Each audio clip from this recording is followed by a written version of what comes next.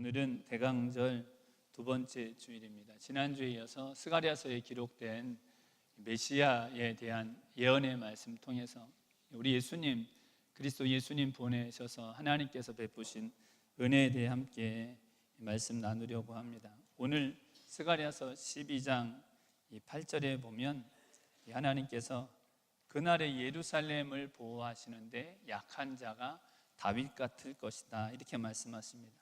그날에 여호와가 예루살렘 거민을 보호하리니 그 중에 약한 자가 다윗 같겠고 다윗의 족속은 하나님 같고 무리 앞에 있는 여호와의 사자 같을 것이라.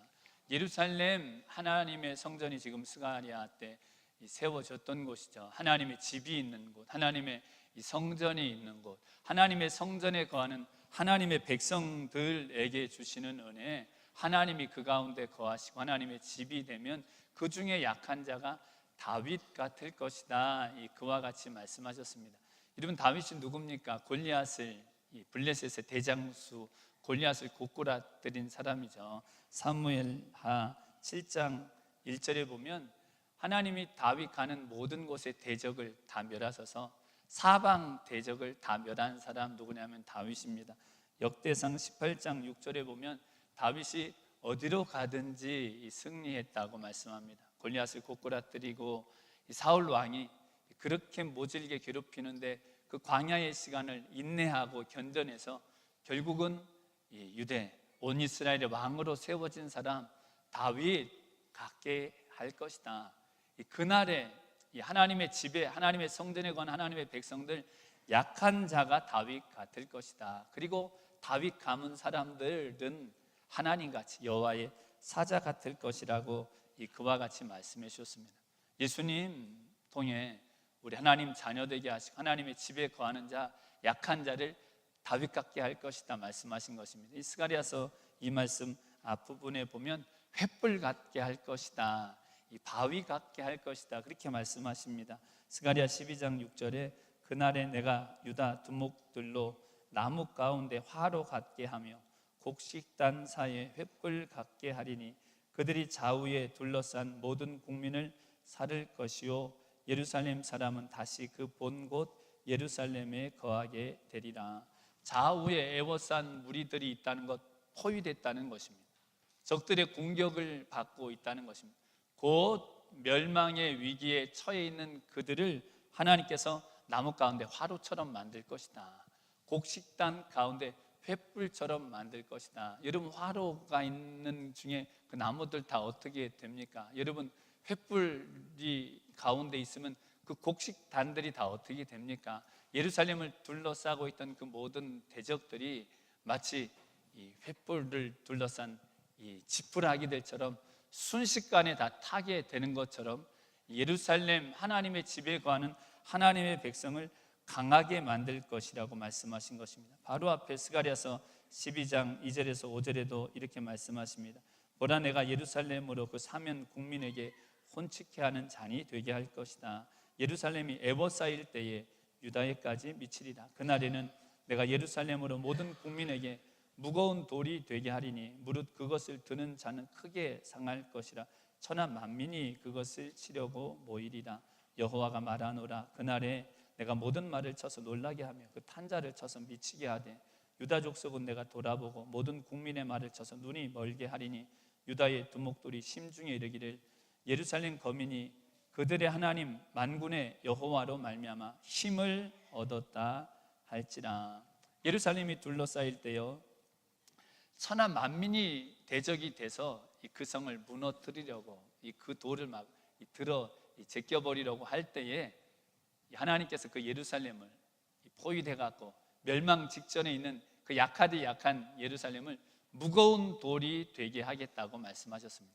요동치 않는 반석처럼 견고한 성처럼 만들어서 하나님이 힘을 주신 것이다, 하나님의 능력으로 된 것이다. 약한 자를, 그 중에 약한 자를 이 다윗처럼 만드시는 일을 베푸시겠다고 하신 것입니다. 스가랴 당시, 지난주에도 잠깐 말씀드렸지만 예루살렘이 완전 멸망하고 성전도 다 폐허가 되고 이 포로로 끌려갔던 그들이 70여 년 만에 꿈 같은 하나님의 일을 이루기 위해서 돌아왔지만 사방에 있는 대적들 때문에 성전 기초석을 놓고 16년여 동안 성전 재건하는 일이 중단됐습니다.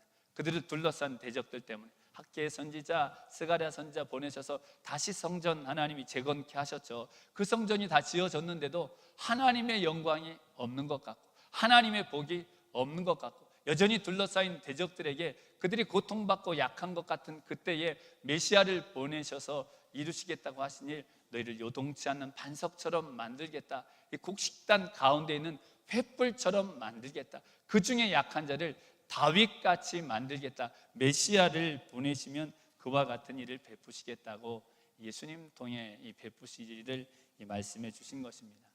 여러분, 하나님은요, 약한 자를 긍휼히 여기시는 하나님이십니다. 약한 자를 택하셔서 강하게 하신 하나님이십니다. 약한 자, 천한 자를 그의 백성 삼으시는 하나님이십니다.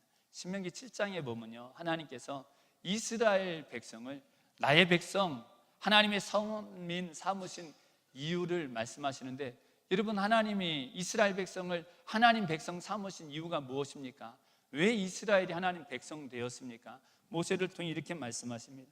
신명기 7장 6절에서 9절에 너는 여호와 내 하나님의 성민이라. 내 하나님 여호와께서 지상 만민 중에서 너를 자기 기업의 백성으로 택하셨나니 여호와께서 너희를 기뻐하시고 너희를 택하심은 너희가 다른 민족보다 수요가 많은 연고가 아니라 너희는 모든 민족 중에 가장 적으니라. 여호와께서 다만 너희를 사랑하심을 인하여 또는 너희 열조에게 하신 맹세를 지키려 하심을 인하여 자기의 권능의 손으로 너희를 인도하여 내시되 너희를 그 종 되었던 집에서 애굽 왕 바로의 손에서 속량하셨나니 그런즉 너는 알라. 오직 내 하나님 여호와는 하나님이시요 신실하신 하나님이시라. 그를 사랑하고 그 계명을 지키는 자에게는 천대까지 그 언약을 이행하시며 인애를 베푸시되. 신명기 7장 7절에 하나님께서 이스라엘 하나님 백성 삼으신 이유는 너희가 가장 적기 때문이다, 그렇게 말씀하셨습니다. 여러분, 적다는 것, 가장 보잘것 없다는 것입니다. 가장 약하기 때문이라는 것입니다. 여러분, 이스라엘이요, 애굽 사람들보다 의로워서 하나님 백성으로 택한 것 아닙니다. 가나안의 그 땅이 토하여 내기까지 죄를 저지르는 가나안 족속들보다 이스라엘이 더 나아서 잘나서 하나님 백성 삼으신 것 아닙니다. 죄로 치자면 애굽 사람과 다를 것 하나도 없는 사람들이 이스라엘 백성입니다. 죄로 치자면 가나안 사람하고 다를 것 하나도 없는 사람들이 이스라엘 백성입니다. 여러분, 그 놀라운 은혜로 출애굽해서 이스라엘 백성이 하나님 나라를 하나님이 세워주셨는데도 그들이 저지른 죄를 보십시오.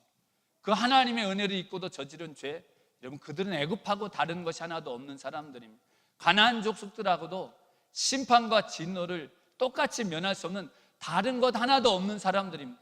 근데 하나님이 이스라엘 택하신 이유, 저와 여러분 하나님 백성으로 택하신 이유, 보잘것 없어서, 가장 약해서, 상한 갈대처럼 그냥 놔둬도 곧 꺾어질 것 같은, 꺼져가는 등불처럼 이제 완전히 꺼져진 불 같은 존재여서 하나님, 그래서 이스라엘 백성, 하나님 백성 삼았다는 것입니다. 그래서 우리를 하나님 백성 삼으셨다고, 택하셨다고 말씀해 주시는 것입니다. 여러분, 이스라엘을 애굽에서 구원하신 것도 그렇습니다.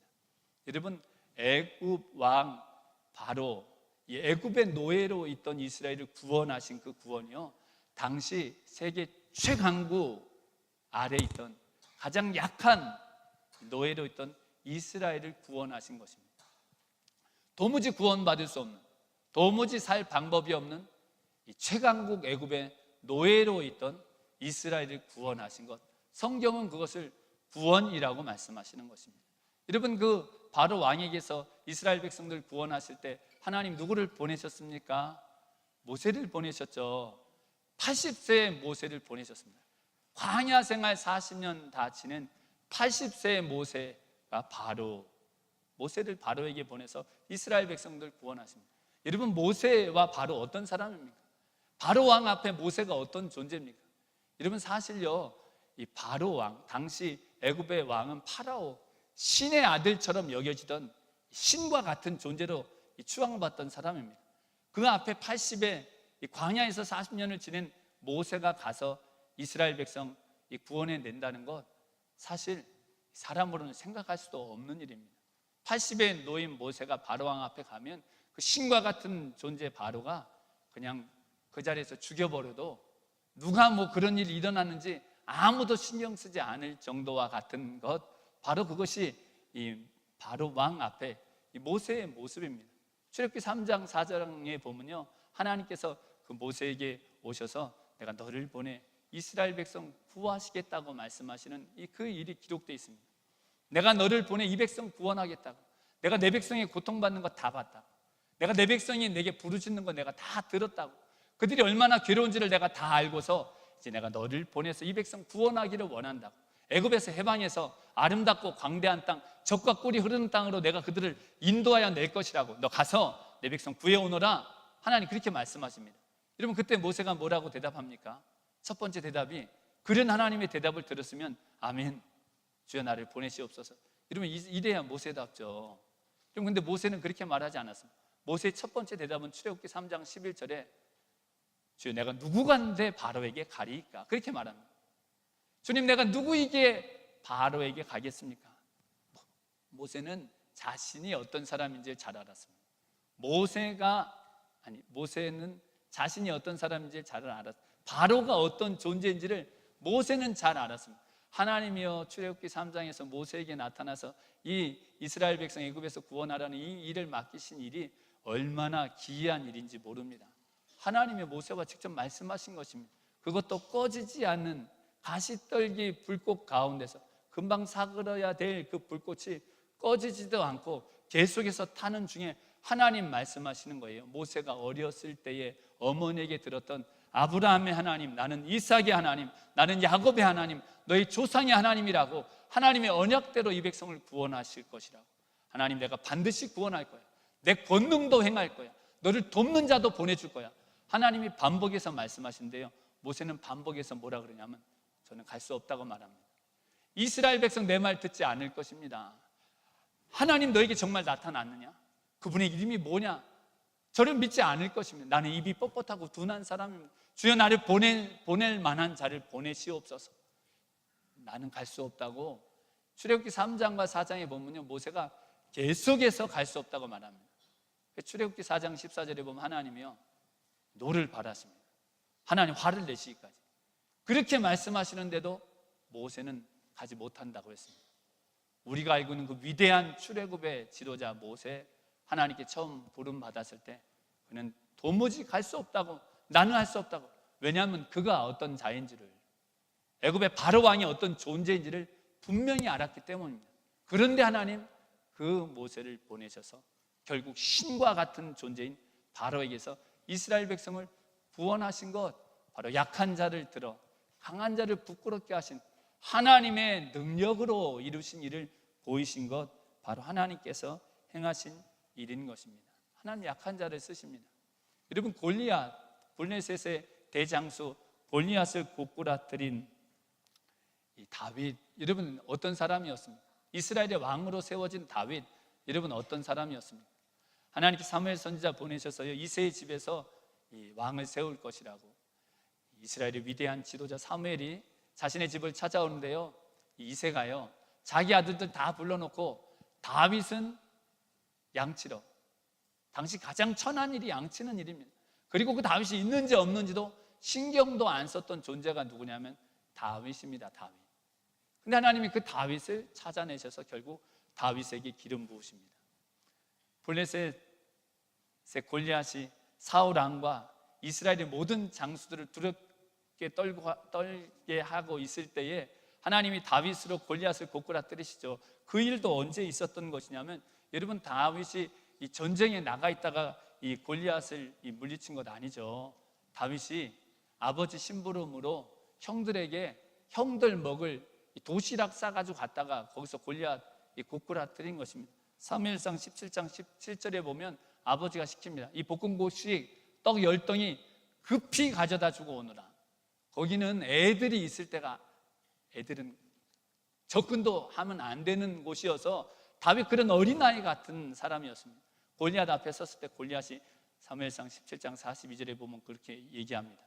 홍조를 띤 얼굴이 불구스름한 저 소년의 지팡이 하나 들고 와서 개 잡듯이 내 앞에 세운 것이냐. 골리앗이 그렇게 비웃죠. 그 가장 작은 다윗을 세워 온 이스라엘의 용사들을 떨게 한 이 골리앗을 고꾸라뜨린 일, 바로 누가 하신 일이냐면 하나님께서 하신 일인 것입니다. 이스라엘의 대회개를 일으킨 사무엘 선지자 역시 마찬가지입니다. 여러분, 사사시대의 끝자락, 이 엘리 대제사장이 이스라엘의 대제사장으로 있을 때 이스라엘은 극도로 타락했습니다. 하나님이 그 크신 권능으로 가나안 땅에 들어가게 하셨는데, 하나님 나라를 이렇게 세워주셨는데 그들이 우상 섬깁니다. 그들이 하나님 경외하지 않습니다. 그 하나님 경외하지 않은 이 가장 타락했을 때가 바로 엘리가 대제사장으로 있을 그때인데, 하나님이 그때 가장 어린 사무엘을 하나님이 하나님의 사람으로 세우십니다. 사무엘이 어느 정도로 어리고 부족했냐면요, 사무엘상 3장에 보면 하나님이 사무엘을 부르십니다. 사무엘아, 사무엘아. 여러분, 하나님이 이렇게 부르신다는 것 참 놀라운 일이죠. 근데 사무엘이 그 소리 듣고 누구한테 갑니까? 엘리 대제사장한테 가죠. 저를 부르셨습니까? 하나님이 부르신 줄 몰랐어요.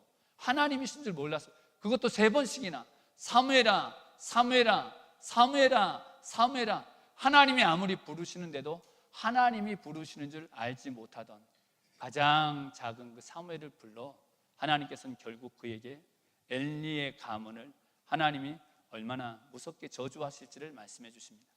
이스라엘에 얼마나 무서운 벌을 내리실 줄을 하나님 말씀해 주십니다. 그 말씀이 이루어진 것을 통해 하나님이 사무엘을 이스라엘의 지도자로 세우십니다. 그리고 후에 그 사무엘을 통해 이스라엘로 하나님 앞에 회개하게 하십니다. 여호와께로 돌아오라. 사무엘상 7장에 보면 여호와께로 돌아오라. 너희가 여호와께로 돌아오면 너희의 모든 우상들을 다 버리고 오직 마음을 다 여호와께로 향하여 돌아오라. 온 이스라엘로 회개케 한, 그렇게 타락했던 그들이 하나님께 돌아오게 한 그 일을 누구를 통해서 이루셨냐면 가장 어리고 작은 사무엘을 통해서 이루신 것입니다. 가장 작은 자를 들어, 비천한 자를 들어 하나님의 일을 이루시는 것을 그 하나님을 잘 알았던 사람이 누구냐면 바로 이 사무엘 선지자의 어머니 한나입니다. 한나. 사무엘상 2장에 보면요, 사무엘 선지자의 어머니 그 한나가 아들 원래 못 낳았었죠.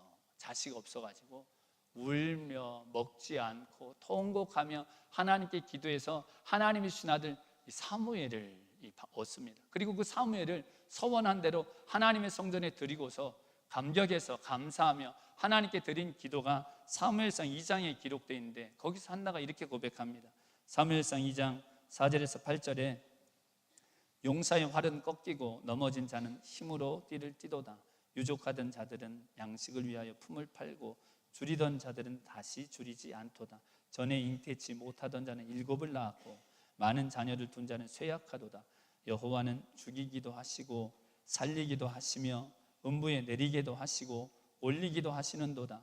여호와는 가난하게도 하시고 부하게도 하시며 낮추기도 하시고 높이기도 하시는도다. 가난한 자를 진토에서 일으키시며 빈핍한 자를 거름더미에서 드사 귀족들과 함께 앉게 하시며 영광의 위를 차지하게 하시는도다. 땅의 기둥들은 여호와의 것이라. 여호와께서 세계를 그 위에 세우셨도다.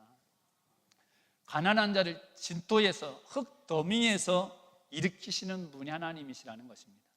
빈핍한 자를 거름더미에서, 잿더미에서 일으켜서 귀족들과 함께 영광의 자리에 앉게 하시는 분 누구시냐면 하나님이시라고 사무엘 선지자의 어머니 한나가 고백했던 것입니다. 전에 잉태치 못하던 자가 7을 낳게 되었도다.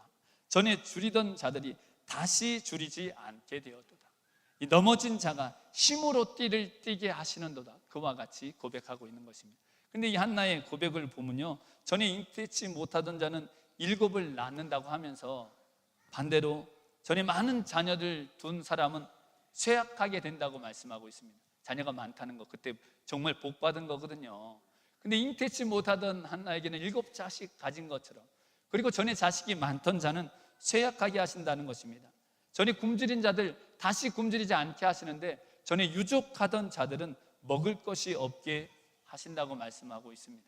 넘어진 자는 힘으로 권능으로 띠를 띄우시는데, 용사의 활은 부러지게 하신다고 말씀하고 있는 것입니다. 여러분, 왜 그럽니까? 하나님이 가난한 자를 이 잿더미에서, 이 거름더미에서 빈핍한 자를 하나님 일으켜 세워서 영광의 자리에 앉게 하시는 것. 전에 잉태치 못하던 자 7자식을 낳고 굶주렸던 자로 하나님이 다시 굶주리지 않게 하시고 넘어진 자를 능력으로 띄우시는 것, 이거 정말 놀라운 일이고 감사한 일이죠. 근데 왜 용사의 활은 부러지게 하시는 것입니까? 왜 전에 자식이 많은 자는 쇠약하게 하시는 것입니까? 왜 전에 이 유족하던 자는 이제 먹을 것이 없게 만든다고 말씀하시는 것입니까? 하나님 강한 자는 미워하시는 것입니까?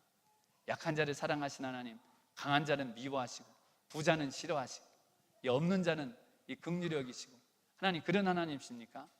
하나님 그런 분은 아니죠. 가난한 자도 빈핍한 자도 이렇게 영광의 자리에 앉게 하신 하나님, 이 말씀의 의미는 하나님께서 하나님의 은혜로 베푸신 것을 보여주시고 교만한 자를 하나님이 물리치신다는 의미입니다. 이 사무엘상 바로 2장 이 첫 부분에 한나가 이 고백을 드릴 때 이렇게 시작합니다.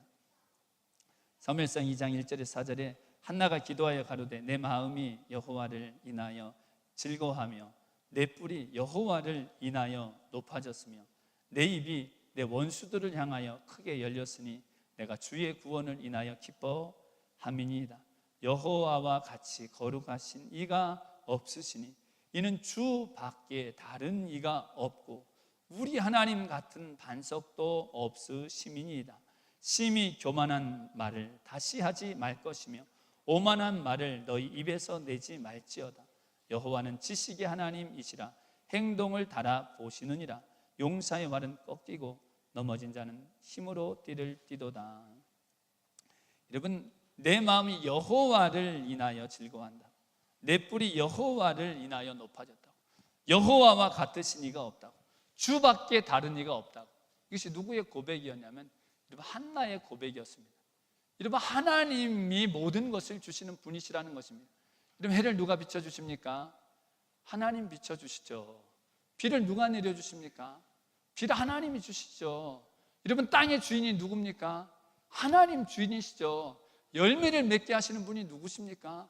하나님이시죠. 자녀를 주시는 분이 누구십니까? 하나님이시죠. 우리를 먹여주시는 분이 누구십니까? 하나님이시죠. 우리에게 생명 주신 분이 누구십니까? 하나님이시죠. 그 모든 것 누가 주셨냐면 하나님이 주셨다는 것입니다. 역대상 29장 12절에 다윗이 고백하죠. 부와 귀가 주께로 말미암고 권세와 능력이 여호와의 손에 있어 모든 자를 크게 하심과 강하게 하심이 주의 손에 있나이다. 여러분, 하나님은 모든 것의 주인이 되시는 분이십니다. 근데 강한 자들이 그 하나님 잊어버리더라는 것입니다. 부유한 자들이 그 하나님 잊어버리더라는 것입니다. 하나님 때문에 그와 같은 복을 누리면서 그 하나님 잊어버린 자들, 교만한 자들, 베드로전서 5장 5절, 야고보서 4장 6절에 하나님 교만한 자들을 대적하신다고 말씀하셨습니다. 하나님 교만한 자들을 물리치신다고 말씀하셨습니다. 잠언 3장 34절에 하나님이 교만한 자를 비웃으시며 그렇게 말씀하셨습니다. 하나님이 비웃는다는 거 상상이 되십니까? 어찌 그 크신 긍휼의 하나님이 비웃으십니까? 교만한 자를 하나님 비웃으십니다. 대적하시고 물리치시는 분. 그러나 겸손한 자는 하나님 은혜를 베푸시는 바로 하나님이십니다. 하나님의 은혜를 잊어버린 그들을 쇠약하게 만든다고, 용사의 활이 꺾여지게 만든다. 하나님 모르고 교만한 그들의 부요함을 하나님께서 다 흩어 날려버리실 것이라고 하나님께서 이 말씀하신 것입니다. 가난하다고, 천하다고, 아무것도 없다고 그냥 하나님이 무조건 높여주시고 하나님이 복 주시고 하나님 긍휼히 여기시고 그런 것 아니죠. 한나가요, 자식 없어 그 비천한 상황에 굶고 울고 통곡하면서 하나님께 간절히 기도했던 것입니다. 하나님을 간절히 의지한 한나, 거름더미에서 들어 올리신 것 같은 은혜를 한나에게 하나님 베푸신 것입니다. 이스라엘이 그냥 약해서 그냥 고통받아서 하나님이 애굽에서 해방하신 것 아닙니다. 그들의 부르짖음을 하나님이 들으시고 하나님이 그들을 긍휼히 여겨주셔서 그 천한 자리에, 그 멸시받고 고통받는 자리에 하나님을 의지하는 그들을 하나님께서 일으켜 세워 구원하시는 것입니다. 여러분, 다윗이 그냥 아주 작아서 보잘것 없어서 골리앗 고꾸라뜨린 것 아니죠. 그냥 중심을 하나님 기뻐하게 하시기를 그 누구보다도 소원했던 사람입니다. 사무엘이요, 하나님 제대로 알지도 못했지만, 하나님이 부르신데도 알지도 못했지만, 그 사무엘, 하나님의 성전에 거하면서 그 누구보다도 하나님을 경외했던 그 어린 사무엘을 하나님이 일으켜 온 이스라엘 대회개를 일으킨 하나님의 사람으로 쓰신 것입니다. 그리스도 예수님 우리에게 보내주셔서 이루시는 일 무엇이냐면, 우리로 겸손한 마음으로 하나님 경외하는 자가 되게 하시는 것입니다. 하나님 아들이 낙이 타고 하나님 아들이 자기를 비워 종의 형체를 입고 우리 가운데 오신 그 은혜를 깨닫고 우리도 그 하나님 진정으로 경외하고 겸손한 마음으로, 낮은 마음으로 하나님을 섬겨 낮은 자에서 우리를 일으키시고 약한 우리를 강하게 하시고 가난한 우리를, 비천한 우리를 하나님의 부여와 생명으로 채워주는 이 예수님 통해 베푸신 은혜가 저 우리 성도님들에게 말씀처럼 충만하시기를 예수님의 이름으로 축원드립니다. 아멘. 두 번째, 약한 자를 다윗처럼 그리스도 예수님 보내셔서 우리를 강하게 하시고 부욕케 하시는 것, 진정한 강한 자 되게 하시고 이 진정으로 부유한 자 되게 하시는 것, 예수님의 이 본을 따라 사랑으로 섬기는 자, 이 사랑으로 이 종이 되는 자, 이 주님의 가르침을 따르는 자 되게 하시는 것입니다. 여러분, 다윗같이 큰 자 누가 큰 자입니까? 여러분, 강한 자 누가 강한 자입니까? 정말 부유한 자 누가 부유한 자입니까? 마태복음 20장 20절 이하에 보면 예루살렘, 이제 예수님께서 예루살렘 이 십자가 죽임 당하시려고 공생의 마지막 6월절에 예루살렘 들어가시기 바로 전에 이 제자들 중 야고보와 요한의 어머니가 예수님 찾아왔습니다. 예수님께 절하고요, 예수님 앞에 무릎 꿇고서 예수님께 한 가지 청을 드립니다. 그럼 어떤 청을 드렸습니까? 주님, 주님께서 가장 높은 자리에 앉으실 때 내 두 아들 야고보와 요한, 하나님 주님 좌편에, 하나님 주님 우편에 앉게 주옵소서, 그렇게 부탁합니다. 우리 옛날로 하면 영의정, 좌의정, 주님 오른팔 왼팔, 주님이 가장 높은 자리에 앉으실 때에 내 아들 제일, 주님 그 다음에 제일 높은 자리에 앉게 주옵소서. 그 야고보와 요한의 어머니가 그렇게 청합니다. 여러분, 이 일을 제자들이 나중에 알게 됩니다. 제자들이 그 일을 알고 어떻게 반응했냐면요, 분통을 터뜨렸습니다. 왜냐하면 제자들도 다 마음이 어땠냐면 다 제일 높은 자리에 앉고 싶었거든요. 제일 높은 자리. 근데 그 일 있을 때 예수님께서 제자들에게 이렇게 말씀해 주십니다. 마태복음 20장 25절에서 28절, 예수께서 제자들을 불러 가라사대 이방인의 집권자들이 저희를 임의로 주관하고 그 대인들이 저희에게 권세를 부리는 줄을 너희가 알거니와 너희 중에는 그렇지 아니하니 너희 중에 누구든지 크고자 하는 자는 너희를 섬기는 자가 되고 너희 중에 누구든지 으뜸이 되고자 하는 자는 너희 종이 되어야 하리라. 인자에 온 것은 섬김을 받으려 함이 아니라 도리어 섬기려 하고 자기 목숨을 많은 사람의 대속물로 주려 함이니라. 여러분, 이방인 집권자들, 하나님 뭘 알지 못하는데 권세를 가진 사람들은 어떠냐면요, 자기들이 임의로 주관한 온 세상 주인 된 것처럼 위세를 떤다는 것입니다. 하나님 알지 못하는 사람 그렇다는 거죠. 부를 가지면, 명예를 가지면 온 세상 주인이 된 것처럼 위세를 떠는 것, 하나님 알지 못하는 자들. 그런데 사실 제자들이 그랬죠. 그럼 저와 우리 성도님들의 본성도 사실 좀 그렇습니다. 권세를 가지면요, 위세를 떨고 싶은 것이 누구의 본성이냐면 죄된 본성 가진 우리의 본성입니다. 예수님께서, 예수님 진짜 제자, 하나님의 진짜 자녀들은 그렇지 않다고 말씀하시면서 너희 중에 으뜸이 되고자 하는 사람, 종이 되어야 한다 말씀하셨습니다. 너희 중에 크고자 하는 자, 섬기는 자가 되어야 한다고 말씀하셨습니다. 예수님은요, 제자들이 진짜 큰 자가 되기를 원하셨습니다. 예수님은요, 저와 여러분이 진짜 큰 자가 되기를 원하십니다.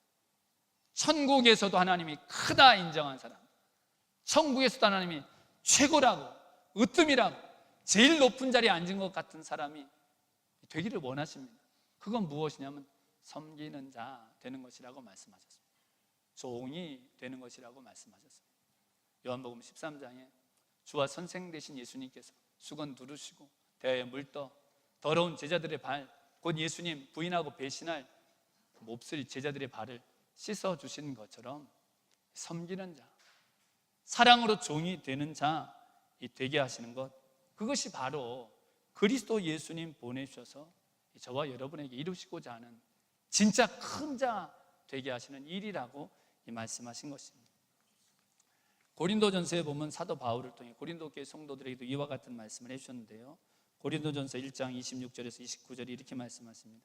형제들아, 너희를 부르심을 보라. 육체를 따라 지혜 있는 자가 많지 아니하며 능한 자가 많지 아니하며 문벌 좋은 자가 많지 아니하도다.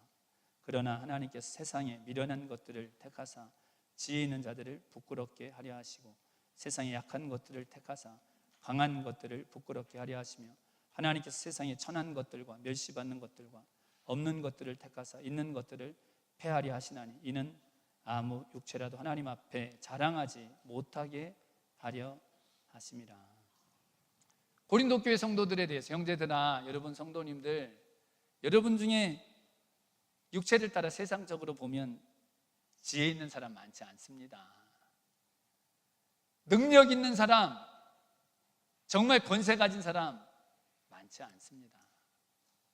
문벌 좋은 사람, 가문이 대단한 사람 많지 않습니다.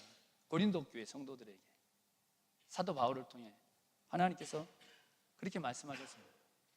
그러면서 하나님은 세상에 미련한 것들을 택해 지혜로운 자들을 부끄럽게 하신다. 세상에 약한 것들을 택해 강한 것들을 부끄럽게 하신다. 세상에 천한 것들, 멸시받는 것들, 없는 것들 택해 있는 것들을 폐하게 하신 하나님이시라고 말씀하셨습니다. 예수님 보내셔서 이루시는 일이시라는 것입니다. 여러분, 세상에 미련한 자들 택하셔서 지혜로운 자들을 부끄럽게 하시는 것 도대체 어떻게 하시는 것입니까? 이 능력 없는 사람들 택해서 약한 자를 택해서 강한 자를 부끄럽게 하시는 것, 여러분 어떻게 하시는 것입니까? 천한 것, 멸시받는 것, 없는 것들 택하셔서 있는 것들을 폐하시고 부끄럽게 하시는 것, 도대체 여러분 어떻게 하시는 것입니까? 하나님이. 여러분, 우리 믿는 자녀들을 막 그냥 믿지 않는 사람들보다 좋은 대학 막 들어가고 막 더 좋은 직장 얻게 하시고 막 사업이 막 더 커지게 하시고, 여러분 그게 하나님이 세상에 없는 것들, 이 미련한 것들, 이 천한 것들 택해서 있는 자들, 강한 자들 부끄럽게 하시는 것입니까? 여러분, 좋은 대학 들어가는 것으로 하면요, 여러분 믿지 않는 자녀들 중에서도 더 좋은 대학 많이 들어가죠. 여러분, 좋은 직장으로 치면요, 여러분 믿지 않는 사람들 중에서도 믿는 사람들보다 더 좋은 직장 다니는 사람 많습니다. 여러분, 막 온 세상이 막 부러워할 대재벌, 믿지 않는 중에서도 그런 사람 많습니다. 이런 없는 것들, 약한 것들, 멸시받는 것들 택해서 하나님이 있는 것들을 멸하시고 부끄럽게 하신다는 건 무엇입니까? 여러분, 우리 삶에 공부하고 일하고 필요한 것들 하나님 필요에 따라 채워주시기도 하시고 넘치기도 하시고 높이기도 하시죠. 그렇지만 하나님이 미련한 자들, 약한 자들, 없는 것들 택하사 강한 자들 부끄럽게 하신다는 것은 본래적인 목적이 그 말씀 아니죠. 바로 이어지는 말씀에 하나님께서 이렇게 말씀하십니다. 고린도전서 1장 27절에 31절을 다시 읽어드리겠습니다. 그러나 하나님께서 세상에 미련한 것들을 택하사 지혜 있는 자들을 부끄럽게 하려 하시고 세상에 약한 것들을 택하사 강한 것들을 부끄럽게 하려 하시며 하나님께서 세상에 천한 것들과 멸시받는 것들과 없는 것들을 택하사 있는 것들을 폐하려 하시나니 이는 아무 육체라도 하나님 앞에 자랑하지 못하게 하려 하심이라. 너희는 하나님께로부터 나서 그리스도 예수 안에 있고 예수는 하나님께로서 나와서 우리에게 지혜와 의로움과 거룩함과 구속함이 되셨으니 기록된 바 자랑하는 자는 주 안에서 자랑하라 함과 같게 하려 함이니라. 미련한 것들, 약한 것들, 없는 것들, 천한 것들 하나님께 세워 있는 것들을 부끄럽게 하신다는 것, 너희는 하나님께로부터 난 자로 살게 하시겠다고 말씀하신 것입니다. 하나님의 아들로 예수님이시죠. 정말 예수님처럼 사는 자가 되게 해주시겠다는 것입니다. 너희는 하나님에게서 나서 그리스도 예수 안에 있고 예수님 안에 사는 자가 되게 하시겠다는 것입니다. 성경의 가장 신비롭고 놀라운 복, 예수님 안에 사는 복이죠. 예수님이 우리에게 지혜와 의로움과 거룩함과 구속함이 되시는 것, 주님의 그 마음 가지고, 주님의 그 사랑 가지고, 주님의 그 겸손함 가지고, 진짜 세상의 으뜸인 우리의 본성은 세상 권세 조금이라도 가지면 위세를 떨려고 하는데 그것이 아니라 진정으로 종이 된 자, 진정으로 섬기는 자, 진정한 으뜸 하나님 아들 예수님처럼 살게 하신다는 것, 그것이 바로 세상 사람들로 이 땅 사람이 아닌 하나님이 낳아주신 아들처럼 사는 자가 되게 하시는 것, 그것이 바로 있는 자들 없는 자들 부끄럽게 선한 자, 약한 자, 미련한 자들 택하셔서 이루시는 일이라고 하나님께서 말씀하신 것입니다. 그럼 예수님 이 땅에 보내주시고 그 십자가 대속의 은혜를 우리에게 베풀어 주신 것이 우리를 하나님 아들로 살게 한다는 것입니다. 하나님 자녀로 살게 하신다는 것입니다. 진짜 하나님께서 보내주신 그 예수님의 길을 따라가는 자가 되게 하신다는 것입니다. 이 고린도전서 1장 26절 이하 말씀 바로 앞부분에 사도 바울을 통해 뭘 말씀하셨냐면 이렇게 말씀하십니다. 고린도전서 1장 22절에서 24절에 유대인은 표적을 구하고 헬라인은 지혜를 찾으나 우리는 십자가에 못 박힌 그리스도를 전하니 유대인에게는 거리끼는 것이요 이방인에게는 미련한 것이로되 오직 부르심을 입은 자들에게는 유대인이나 헬라인이나 그리스도는 하나님의 능력이요 하나님의 지혜니라. 십자가에 못 박히신 그리스도가 우리에게 하나님의 능력이 우리에게 나타나게 하시고 하나님의 지혜가 우리에게 나타나게 하신다는 것입니다. 하나님의 능력, 십자가에 못 박히신 예수님의 길을 따라가는 자들입니다. 예수님의 고난을 통해 예수님 그 고난 받으심으로 하나님의 권능과 생명이 나타나게 하신 그 일, 십자가의 은혜가 우리에게 그와 같은 일을 베푸신다는 것입니다. 고린도전서 1장 26절 이하 바로 이어지는 고린도전서 2장에서 그 사도 바울은 고린도 교회 복음을 전하면서 내가 사람의 지혜로 이 말로 너에게 복음 전하는 것이 아니라 오직 예수 그리스도의 십자가 외에 다른 것을 알지 아니하기로 작정했다고 말씀합니다. 오직 예수님의 십자가. 사도 바울은요 그들에게 대단한 철학, 대단한 이 지혜를 전한 자가 아닌 유대인들이 표적을 구한다는 것입니다. 하나님이 행하신 놀라운 기적, 그래야 메시아다. 대단한 지혜, 그래야 메시아다. 헬라인들은 생각하는데 오직 십자가에 못 박히신 이 그리스도 예수님, 우리에게 진정한 하나님 아들 되게 하신 은혜 베푸신다고 말씀하신 것입니다. 갈라디아서 6장 14절에 15절에 그 십자가에 못 박히신 예수 그리스도를 통해 주신 은혜를 이렇게 말씀하십니다. 그러나 내게는 우리 주 예수 그리스도의 십자가 외에 결코 자랑할 것이 없으니 그리스도로 말미암아 세상이 나를 대하여 십자가에 못 박히고 내가 또한 세상을 대하여 그러하니라. 할례나 무할례가 아무것도 아니로되 오직 새로 지으심을 받은 자뿐이니라. 십자가의 복음은 세상이 우리를 대해 못 박히게 하신다고 말씀하셨습니다. 우리가 세상에 대해 못 박히게 하신다고 말씀하셨습니다. 세상은 아담을 유혹했던 것처럼 끊임없이 우리를 유혹합니다. 세상 사랑하도록, 세상 풍조 따르도록, 나를 위해 살도록, 육신의 정욕과 안목의 정욕과 이생의 자랑을 따라 살도록 우리의 마음은 세상 유혹에 흔들립니다. 세상 유혹에 넘어갑니다. 근데 십자가의 복음은 십자가에 못 박히신 예수님 바라보면 세상이 우리를 대해 죽게 십자가에 못 박히게 만들고 우리도 세상에 대해 십자가에 못 박혀서 세상과 내가 단절된 것처럼 아무 상관없는 것처럼 이제 세상에 대해 죽은 자요 예수님에 대해 산 자, 하나님 보고 사는 자, 십자가에 못 박히신 그 예수님 따르며 사는 자 되게 하신다는 것입니다. 찬송가 364장 내 주를 가까이 하게 함은 십자가 짐 같은 고생이라고 했죠.